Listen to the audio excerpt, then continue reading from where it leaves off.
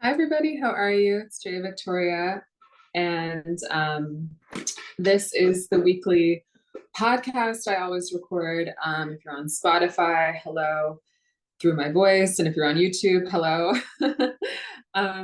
So I wanted to do just a quick episode today. By the way, I do want to keep interviewing other people. I know the last few weeks it's just been me talking, but I think I have a lot to share as well. So this is a really awesome outlet to be able to do that in these sort of bite-sized pieces. But I will be bringing other people on in the future, just so you know, if you want to keep up with what I'm talking about here. So today I'm going to keep it really short and sweet. It is about something that I'm really passionate about because it's so real, and I see how much people need it and how little it's talked about in a really easy, concrete way. And that is feminine wealth secrets. By feminine, the word feminine, what I'm saying is the spiritual or the energetic, because sometimes I know when I say the word feminine, there are men, there are a lot of men who, watch my content, and I'm aware of that. And because I'm a woman, I identify as a woman, I work primarily with women. That's like my specialty. Feminine energy activation is also my specialty. My one-on-one coaching is centered around that.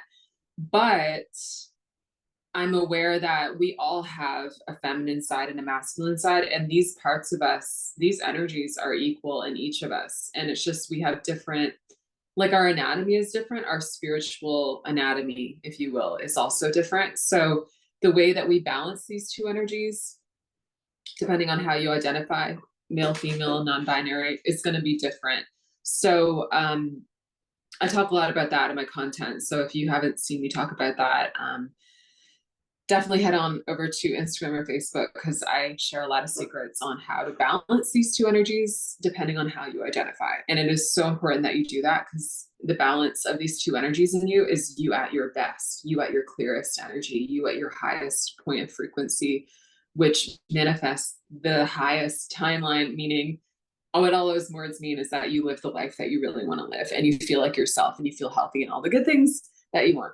So when I say feminine wealth secrets, it's not necessarily just for women, though, because again, men, non-binary, we all have feminine energy. And what your feminine energy is your energy, basically, your spiritual self, the you that is beyond the physical body, that, when that you, which is your spirit, leaves your body is then gonna die, which none of us like thinking about. But it's really a miracle, to even be in your body right now. I want you to feel that. Like, honestly, it's so worth taking time to feel these things, because they are ultimately true. And so when I'm saying feminine wealth secrets, what I'm saying is there is an aspect of money and wealth that is energetic. And this is the part of life that I love explaining concretely, because I think that we often think that it's not explainable and it's not concrete, when in fact it is. And through my gift of seeing energy, I've been able to find out how these things work, basically, and break them down into understandable concepts for you, so that you can actually create more. And I was thinking about this right now because, sometimes I have questions myself about all these things, and I was thinking, like, is it ethical for, like, are we supposed to be creating with energy? And then I was just like, of course we are, because, the feminine and masculine are equal. They're not one's better than the other. And so in the physical world, we do all kinds of things to manipulate things and to be healthy, and to do well. In that realm, we wear makeup, we take vitamins, we, exercise. We don't just pray and hope that God makes us healthy. We do things to make ourselves healthy. We don't just pray that we'll make money. We work and we make money, right? But on the other hand, there's this energetic aspect of life that also affects us. So why would we not be able to change things in that realm too? Why would that be like evil or bad when it's not evil or bad in the masculine? Do you see what I mean? So like the energetic aspect of your life is also creating your life as much as the masculine. They are equal, 50-50. So if you're going to do things in the masculine realm to have a better life, why not do things in the feminine realm as well? See what I'm saying? So with feminine energy, with the energetic side of your life and money, there is a real connection. And this is something that I'm sure you have seen, you have noticed, you've drawn sort of a connection between I did this and then that happened. And it's actually very real. It is as real as I went to my job and I got a paycheck. Okay, that's the masculine, but the feminine is equal. They're not better or worse. They are equal 50-50. So what is going on in your energy that is creating real results in wealth, right? So I'm going to share, there's a lot that I could talk about with this, but I'm going to break it down into 3 really easy things that you can do because, again, this is a whole world of things that we're talking about, but I wanted to give you something really concrete again that you can take away from this. So here is what I've noticed, okay, that really does affect your wealth. 3 things. The first thing, the first thing is you will attract wealth into your experience the more you follow your purpose, okay? And what this means is your spirit came here with a purpose, okay? It knows the purpose. You can use a lot of words for that. My mission, my whatever you want to call it, my dharma, my what's the thing from The Alchemist? My personal legend. Oh, The Alchemist is so good, by the way. Read The Alchemist if you haven't. Change your life. So you have something here that you are built for. Not just your spirit, but the person you are, the physical you. Like there's something that you are here on earth to do at this time as this person that only you can do, okay? And I have a really, really simple hack for finding your purpose. You're gonna love this. After years and decades of not knowing mine, I finally found out how to easily know what it is, and it's so good. It's that you just identify what in the world makes you feel the highest energy possible inside. What job, what city, what relationship, what, what exact thing. And sometimes it's more exact than you think. Like I honestly, like, so I have a journalism degree, I have an English degree. I tried to be a journalist. I really, really tried. I had an internship at Elle Canada magazine in Toronto in 2018 as an editorial intern, and I hated it. And I really thought that I was going to do that. And a lot of times in life, we think like, okay, well, like that just makes sense logically. So like, that's what I'm going to do. I went and sat in the office and I could not do it. And it was during that internship that I went and tried stand-up comedy for the first time because I knew I'm never going to be happy sitting in that office. I'm not happy right now sitting in that office. I'm not going to be happy in 10 years sitting in that office. You know what I mean? So like, I asked myself that exact question because at that point I started working with energy and I was aware of these things and I had started seeing energy and all of those things. If you want to know more about my story, that's another video here that you can find on YouTube. But I talk a lot about that. But basically I asked myself, what is the thing that makes me feel the highest energy possible? And I asked myself, and you have to do it with no judgment, you guys, because there's a lot of judgment from the world. There are a lot of things that you're taught as a kid. You can't do that. You're not supposed to do that. But the thing is, I'm telling you this now because I am a person who diligently tried to do what I was supposed to do. I got the degree. I got the other degree. I got the internship, which was a lot of work, by the way. Talk about manifesting. I did it. That's another video too. Oh my gosh, so many videos I want to create. But you can get these things and then it's like, if your spirit isn't on board, you're never going to be happy. And I'm sure you've seen people in their lives who are not happy And what I would think when I look at those people now is, I wonder what they were supposed to do.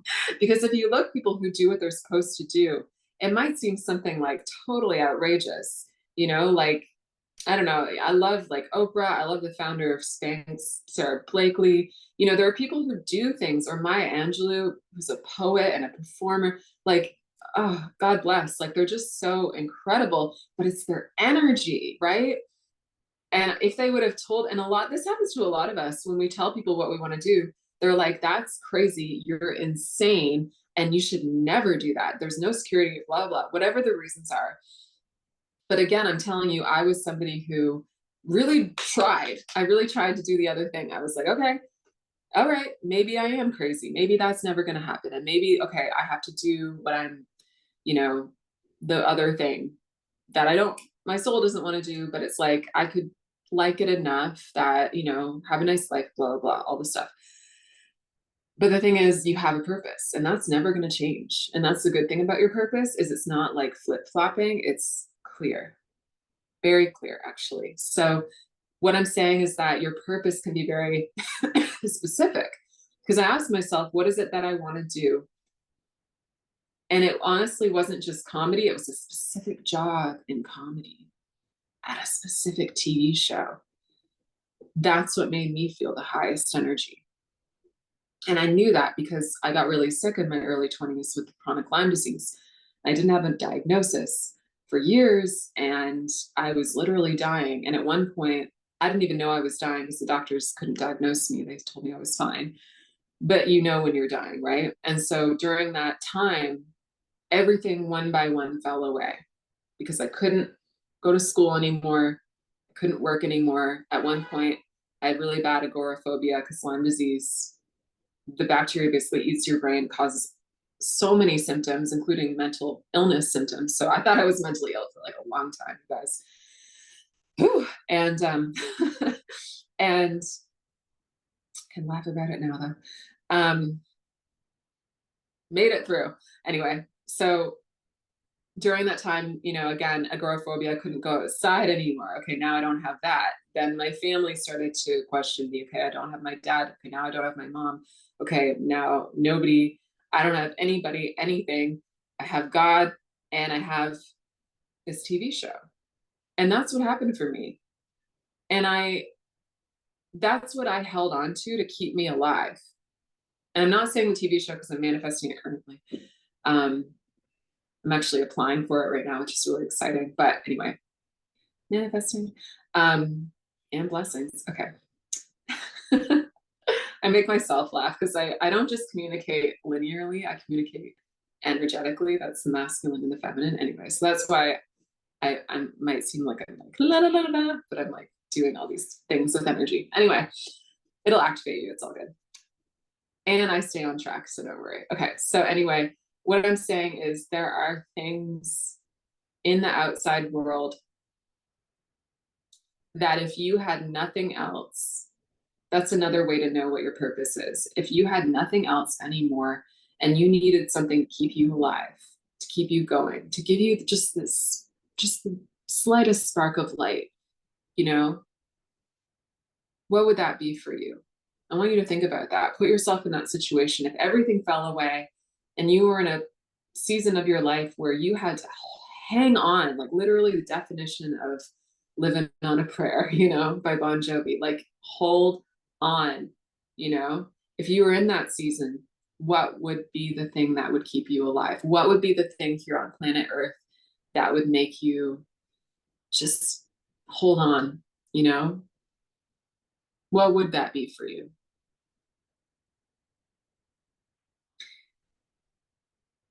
What is it about life that makes you excited? What is it about life that gives you that feeling of love inside, that feeling of high energy?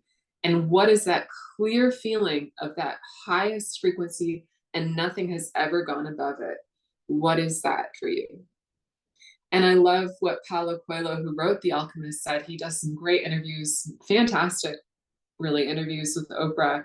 If you, since you're on YouTube after this, you can go look up Paulo, Paulo, Coelho, Coehlo, Paulo Coelho, Oprah. I'm sure you know how to spell Oprah by now.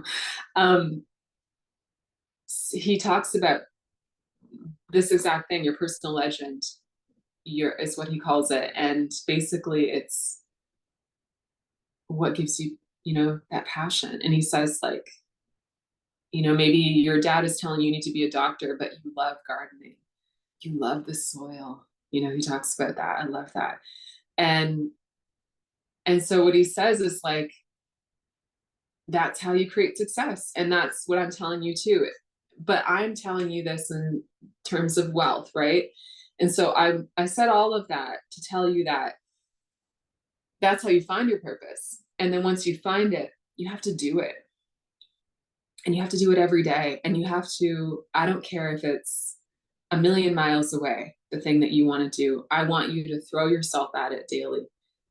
Well, how far can you go today? Who can you email today? Who can you ask a question to today? Who can you call today?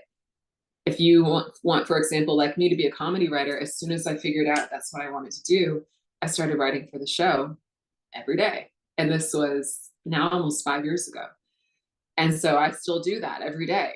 And it's like, I have seen energetically, you guys, real correlations between me writing for the show, my purpose, working at my purpose, even though I'm not there yet, and somebody messaging me wanting to work with me. And I can feel it when I'm writing. And I can feel that when I don't write and work on my purpose, because I have a lot of other things to do,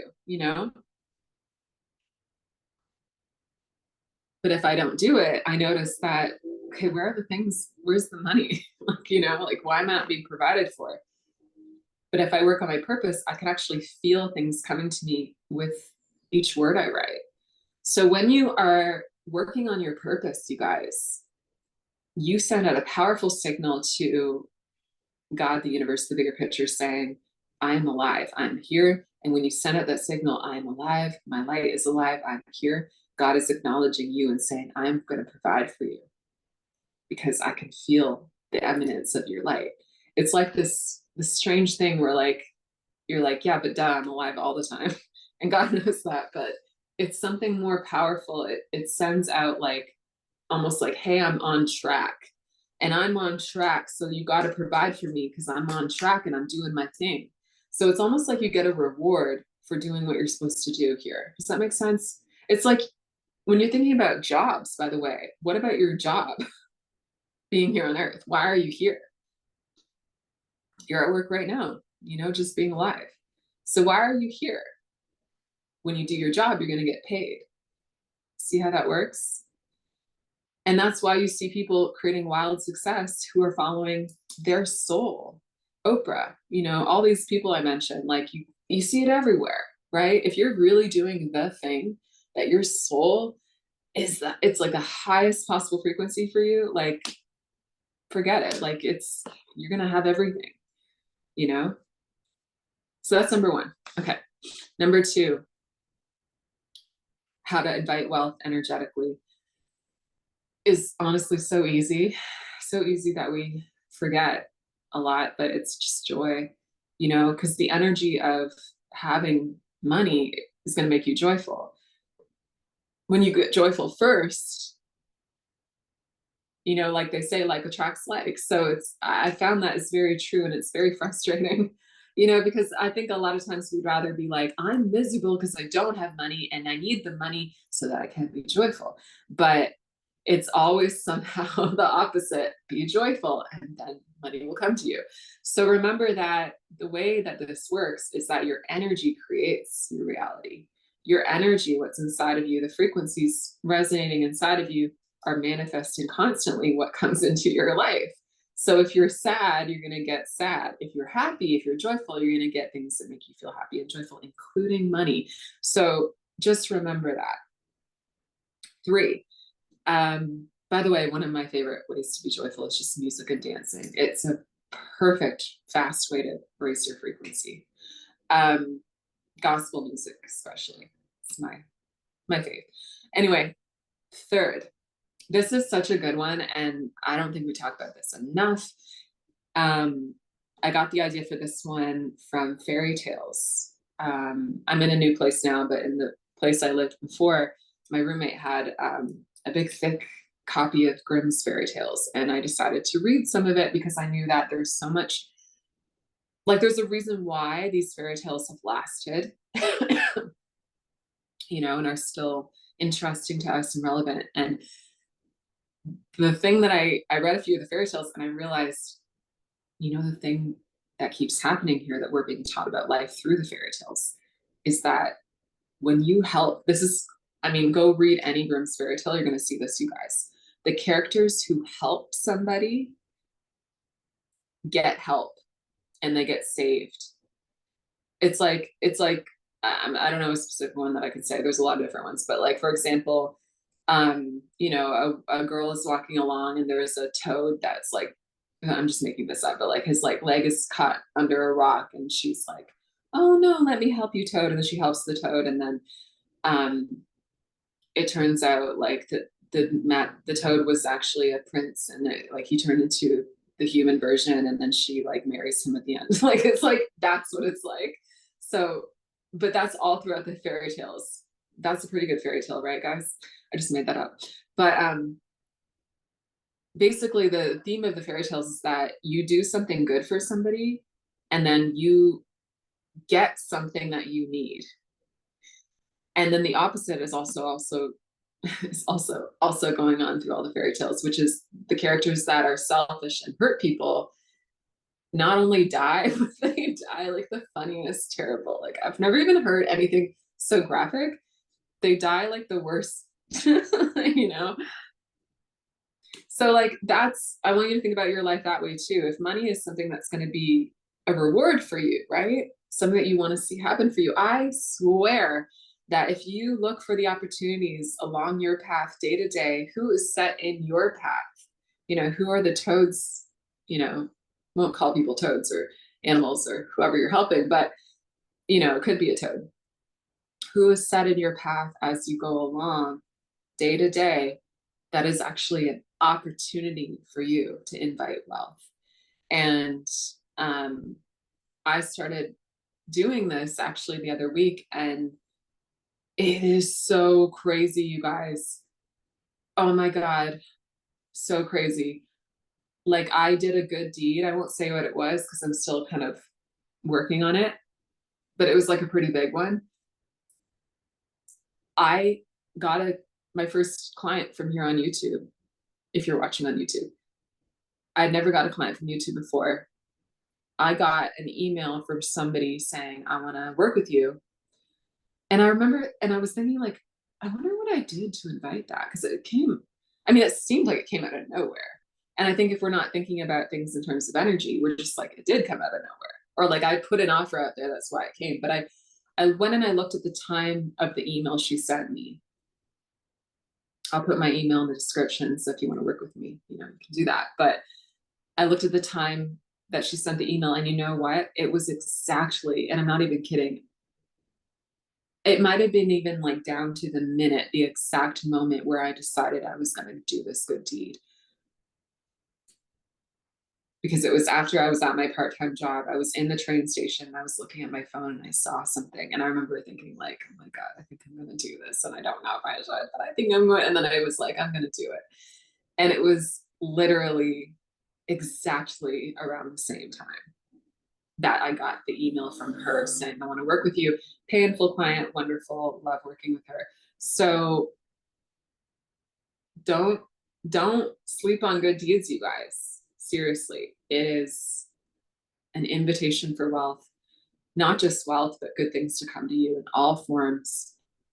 Look for the opportunities to do something good, to give what you can, to help somebody, and do it. Think of yourself as somebody in a fairy tale right now. You want to have your happy ending. So who are the people along your way? Who are the animals even, or the circumstances?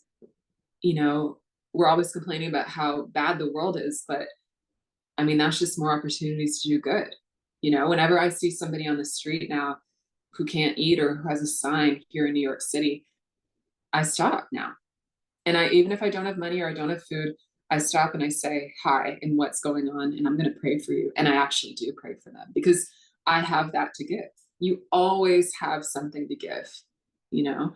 And if you start giving it, you're going to start being somebody who attracts really good things back, you know? So I hope this helps you. Those are my 3 tips for energetic wealth, feminine energy wealth secrets. And seriously, if you start to implement any of these, you will see real results. And wealth goes so much deeper than this. If you haven't seen my Wealth Blockbuster Masterclass, it's free here on YouTube. And I highly encourage you to watch this if this is something that you're interested in, because I go even deeper into the energetic side of wealth, which is, again, 50% of your results, everybody's results. And it's a real way that you can make real money, and enhance the money you're already making. So I hope you loved this. I loved talking to you about it.